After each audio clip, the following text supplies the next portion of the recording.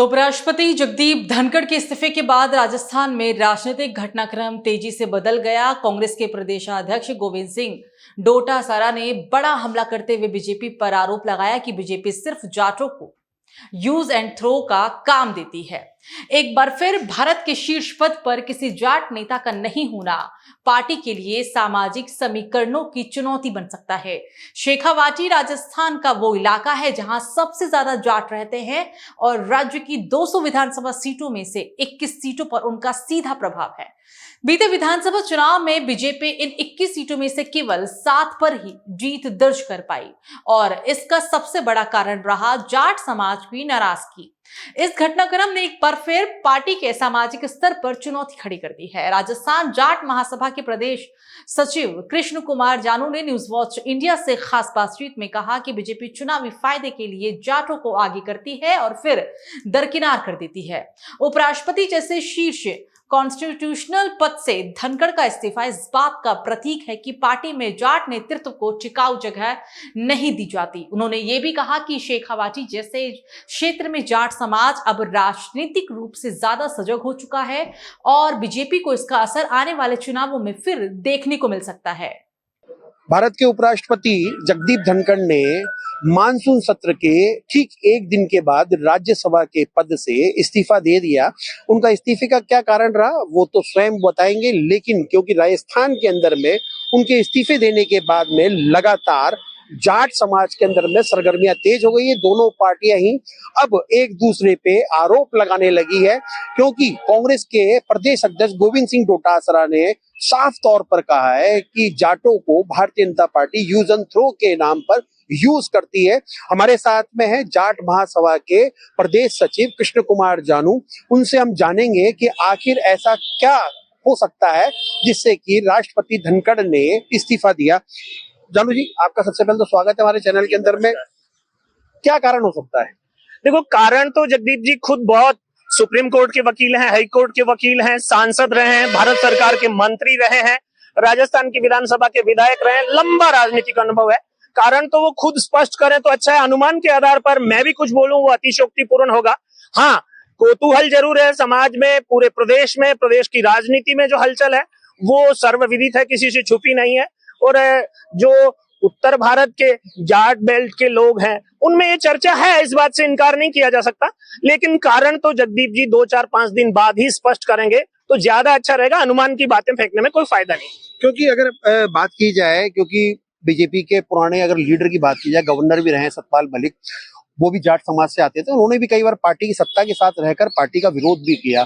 तो क्या लगता है कि जाटों को सही नेतृत्व या सही स्थान नहीं मिल पा रहा, चाहे वो भारत सरकार की बात करें या राजस्थान सरकार की बात करें, तो क्या कारण हो सकता है कि जाट अचानक ऐसे रुष्ट क्यों हो गए? क्योंकि जाटों ने हरियाणा में सरकार बनाई है।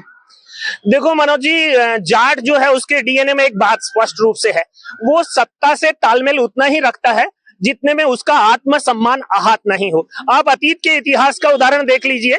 जब सबसे पहले सनातन की विसंगतियों पर और गुरु नानक देव आए तो उनका सबसे ज्यादा साथ देने वाले जाट कम्युनिटी के लोग थे। बाद में जाम्बोजी महाराज विश्नोई धर्म लेकर आए तो उसमें भी सबसे ज्यादा साथ देने वाले रिवोल्यूशनरी जाट थे। दयानंद सरस्वती आर्य समाज लेकर आए तो उनके साथ भी साथ देने वाले सर्वाधिक जाट थे। जाट बदलाव का हामी होता है और आप और हम जानते हैं नेहरू जी को पहली चुनौती भी लोकसभा में या सदन में देने वाले चरण सिंह जी देवीलाल जी भी जाट थे। और आज मोदी जी को सब लोग चारों तरफ मोदी मोदी के नारे लगा रहे हैं, तो भी उनके सामने सवाल उठाने और अपनी बात हक के साथ रखने की हिम्मत दिखाने वाले सतपाल मलिक हो, राकेश टिकैत हो, जाट हैं। तो जाट अपना स्वभाव, उसका डीएनए ऐसा है कि वो सत्ता के साथ संघर्ष कर सकता है, समर्पण नहीं करता। ये जाट का स्वभाव है। और जगदीप जी ने इस सारे विषय में जिस प्रकार का संघर्ष वहां पर पश्चिम बंगाल में ममता बनर्जी से किया वो किसी से छुपा नहीं है। और दिल्ली में जिस प्रकार की राजनीति चल रही है उस सारे में जो भी कारण रहे होंगे, कहानी तो सामने आने पर पता चलेगी, लेकिन कहानी जरूर है, स्वास्थ्य कारण नहीं है।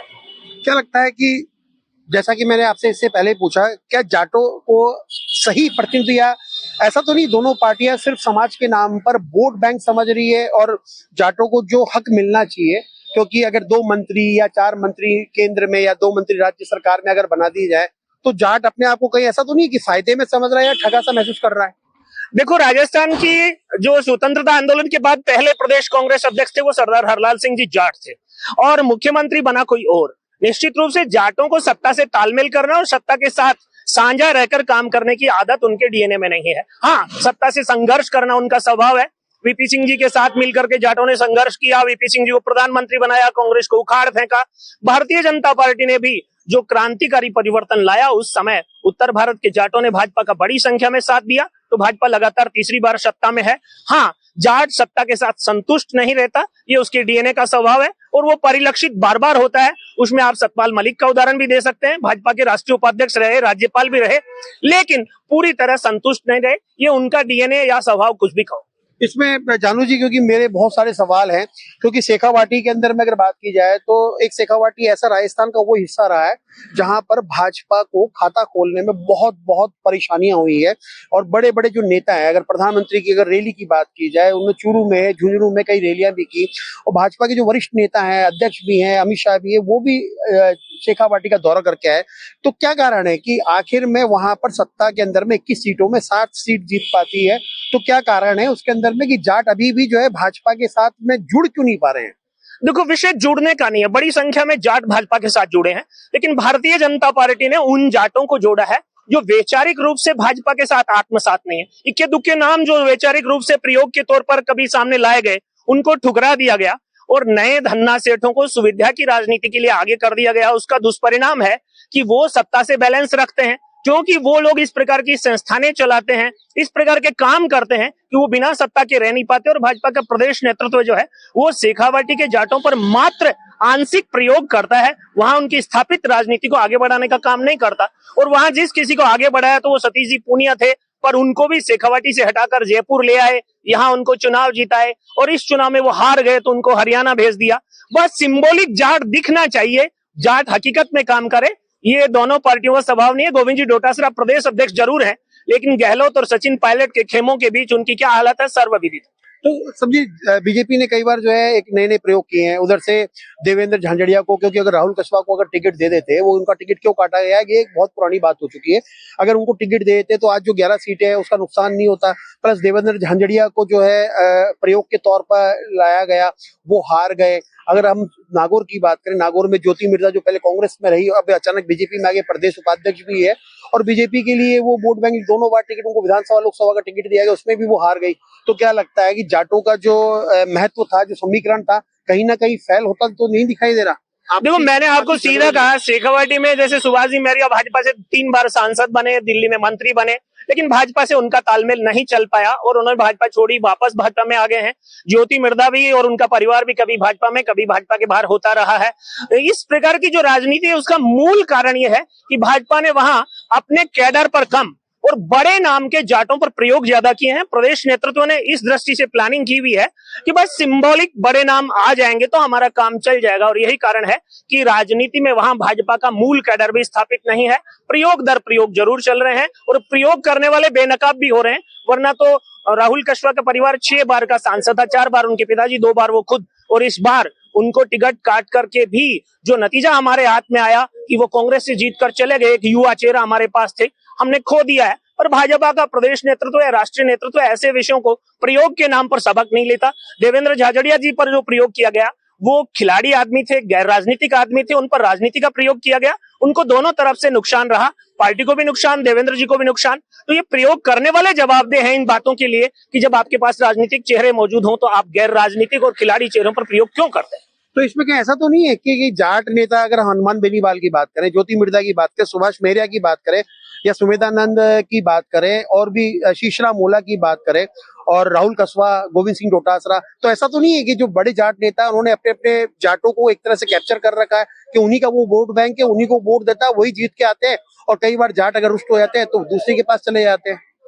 देखो, सेल्फ मेड की जरूरत होती है। भारतीय जनता पार्टी को अपना जो कैडर जाटों में भाजपा ने खड़ा किया उसको प्रमोट करने की और उस पर विश्वास करने की जरूरत होती है।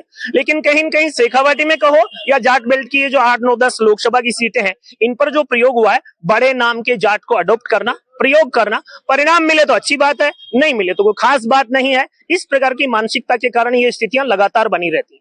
तो क्या पार्टी, चाहे वो कांग्रेस की बीजेपी को, तो इनको कहीं ना कहीं चुनाव में तो नुकसान होगा ही होगा? देखो मैंने कहा ना, जाट के डीएनए में है, वो सत्ता के साथ तालमेल कम रखता है, संघर्ष ज्यादा करता है। और कांग्रेस से भी जाटों ने बड़ा संघर्ष किया है और भाजपा में भी संघर्ष की स्थितियां समय समय पर बनती रही है, इस बात से इनकार नहीं है। क्या, जैसे मेरा लास्ट सवाल है, क्योंकि चूरू के अंदर में पहले राजेंद्र राठौड़ जी हुआ करते थे और राजस्थान की राजनीति में बड़ा चेहरा है, नेता प्रतिपक्ष भी रहे हैं, तो क्या लगता है कि ये जो 11 सीटें जो हारी गई है, तो इसमें किसका कारण रह सकता है टिकट कटने में? क्योंकि जिस प्रकार से आपने बताया कि 2 बार के सांसद रहे, 4 बार के उनके पिताजी सांसद रहे, जो सीट परंपरागत भारतीय जनता पार्टी की थी, उससे अचानक ऐसी क्या दिमक लगी जिससे कि वो हार गई और टिकट ना देना आज भाजपा के लिए एक बहुत बड़ी गलती साबित हो गई? देखो, ये भारतीय जनता पार्टी के प्रयोग का प्लेटफॉर्म किसने तैयार किया? उस समय के अध्यक्ष ने किया, उस समय के नेता प्रतिपक्ष ने किया, इसके लिए तो वही जवाब दे सकते हैं। लेकिन पूरे प्रदेश में चर्चा ये जरूर रही और जाटों में विशेषकर ये चर्चा जरूर रही कि राजेंद्र राठौड़ ने राहुल कसवा का टिकट कटाया और उसका जाटों में रिएक्शन आया और उसकी सजा भारतीय जनता पार्टी को मिली। राजेंद्र जी राठौड़ आज भारतीय जनता पार्टी का इतिहास जरूर है, भविष्य में क्या होगा ये भविष्य बताएगा, लेकिन जाट समुदाय में एक संदेश चला गया कि राजेंद्र जी जाट विरोधी राजनीति करते हैं। तो ये थे कृष्ण कुमार जानू, जिन्होंने बिल्कुल मुखर तरीके से जाटों का पक्ष रखा, क्योंकि ये राजस्थान जाट महासभा के सचिव भी हैं और खासकर भारतीय जनता पार्टी के प्रवक्ता भी हैं। लेकिन क्योंकि जाटों के बारे में जो इतना इन्होंने बताया, उसको देखते हुए ये साफ तौर पे जाटों को हमेशा या तो वोट बैंक माना गया है, या जाट अपनी हठ धर्मिता के कारण हमेशा सत्ता के साथ रहते तो हैं, लेकिन वो अपनी जिद के कारण सत्ता से दूर चले जाते हैं और इसीलिए आज तक किसी भी पार्टी ने इन पे कोई हक नहीं जमाया। उसका सबसे बड़ा कारण ये है क्योंकि ये अपने विचारों को और अपनी जो जिसको अपन कहते हैं ताकत को, अभिव्यक्ति को शायद वो किसी के हवाले नहीं करना चाहते, इसीलिए अपनी सत्ता के लिए ये चाहे तो संघर्ष करें। लेकिन आज सबसे बड़ा सवाल ये है कि देश के उपराष्ट्रपति जगदीप धनखड़ का इस्तीफा पूरे भारत में जाट समुदाय के लिए एक चर्चा का विषय है और लोग अलग अलग कयास लगा रहे हैं कि उनका इस्तीफा किस लिए दिया गया है, या तो विपक्ष की मंशा थी या कोई राजनीतिक दबाव था, ये तो आने वाला समय ही बताएगा। लेकिन आज की तारीख में जाट अपने आप को एक तरह से असहाय महसूस कर रहा है, क्योंकि उनकी राजनीति में ठगा सा महसूस कर रहा है, जिसमें राजनीतिक में इनकी सहभागिता शून्य के बराबर होती जा रही है। Manoj Sharma, news watch Bharat, Jaipur.